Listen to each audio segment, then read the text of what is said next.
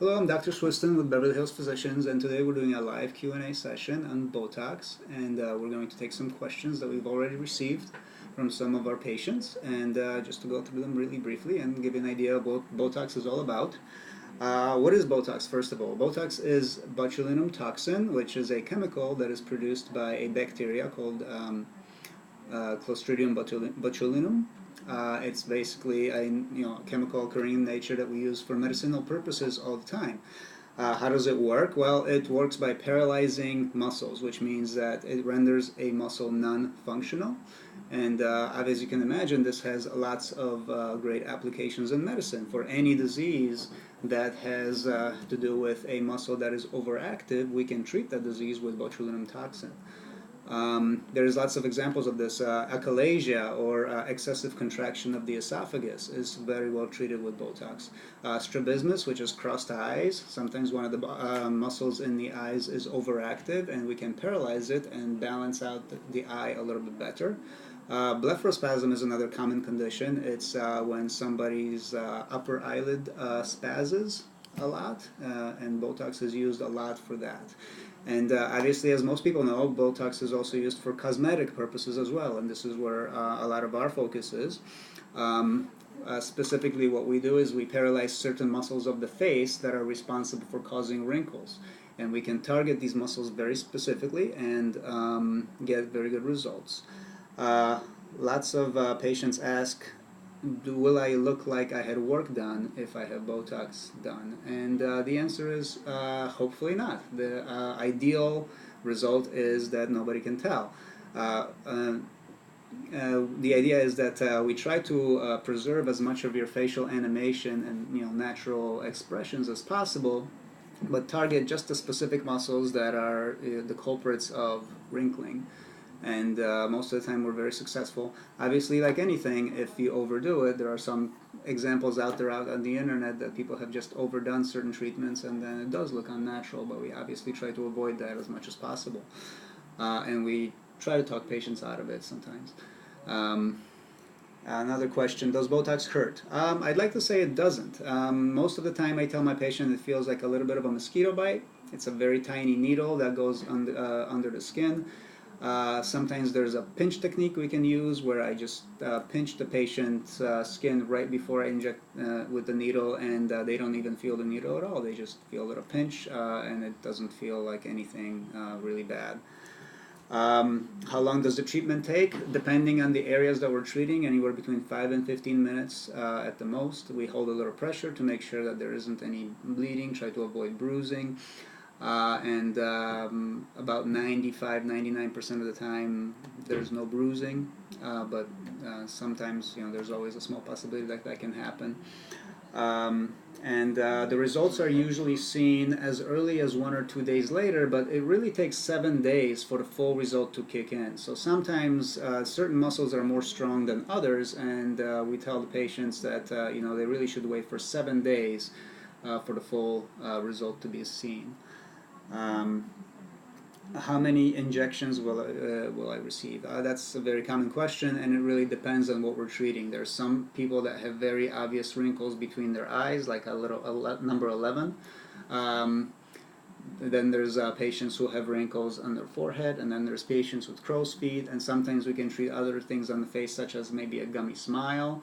All those things have separate muscles controlling those entities, and there's different amounts of Botox we can use for all of them. Sometimes patients have never had Botox before, and their muscles are a lot stronger. We have to use a little bit more, and then sometimes patients who had Botox for years and years and had repeat treatments, those patients need less Botox to treat their conditions because their muscles are already a little bit weaker from previous treatments. So again, it's very individual, depends on your condition and who you are and how many treatments you've had before. How long is the recovery time? Most of the time it's only about 24 hours, where we say try not to exercise tonight, maybe put a little ice on the areas that we treated, and just let the Botox really settle into the muscle and start working. 24-48 hours is really all it takes. On the occasional patient where we have a little bit of bruising, the bruising can take a couple of days to go away.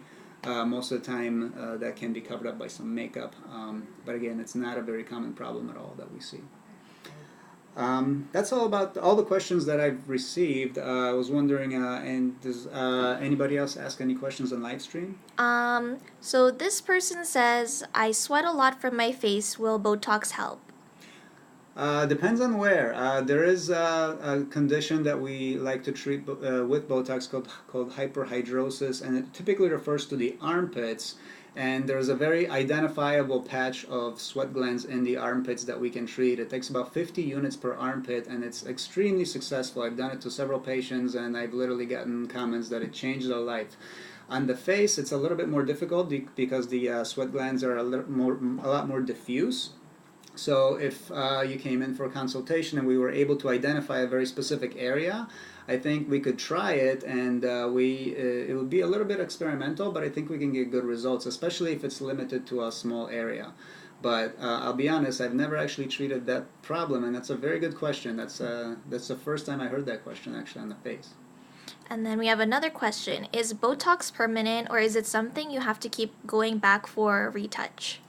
Botox is not permanent, so it takes, on average, it lasts for about 3 to 4 months, and that's also depending on the patient. There's some patients that metabolize Botox a little bit quicker, and they get a result for about 2 months, and then there's other patients that hold on to it a little bit longer, maybe as much as 5 or 6 months. That's rare, but I've seen it. The other caveat is that if you've had Botox before, again, like I mentioned before, the muscles get weaker and weaker over time. So typically, with repeat Botox treatments, the muscle gets, atrophies over time. It gets smaller and smaller because it's not being used, and for that reason, people who had Botox for years at a time tend to get away with treatments once a year or so. Okay, the next question is, can you get Botox on your upper lip? You can. I've treated, the condition that I've treated with the upper lip is a gummy smile. It's actually a little bit higher than the upper lip, and for those people who have a lot of gum showing above their teeth, one thing we can do is paralyze a portion of the muscle responsible for that, which is the orbicularis oris. We paralyze it just around the nose, and when that part of the muscle is paralyzed, when they smile, they still get a full natural, full dentured smile, but it just doesn't go up as high, and it hides some of the gum, and that's another very effective treatment. Another thing is for some of our older patients who have a couple of wrinkles around the lips, there is a way to use Botox very subtly in order to soften up those wrinkles. The next question is, I have deep wrinkles on my forehead. Will Botox give immediate results from those wrinkles showing? Depends on if you've ever had them treated in the past. If they're very deep and they've never been treated, I'm sure that the first appropriate step is definitely Botox, and most of the time, a lot of those wrinkles will soften to a large extent. There are some that are so deep, however, that sometimes we have to go back and use a little bit of filler in order to kind of pop them out from the inside. The other thing to know is that the immediate effect of Botox, like I said, about 7 days later, is where the muscles no longer contract and the wrinkle no longer gets kind of reformed. But if you wait about, I would say, 6 weeks, sometimes 6 to 8 weeks, you let the skin regenerate in that area, and that tends to soften the wrinkles up even more, especially if they're over a muscle that's no longer functional. So there is an immediate effect to answer that question, but then there is also a long-term effect of the skin regenerating over a non-functional muscle that continues to soften that wrinkle more and more with time. So that's it.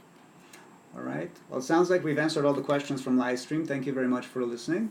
This concludes our session for today, and I'd like to remind everybody that we will have Dr. Busuito talk tomorrow on a live stream about Q&A about lip filler. So we'll look forward to that. In the meantime, thank you very much for listening, and have a great day.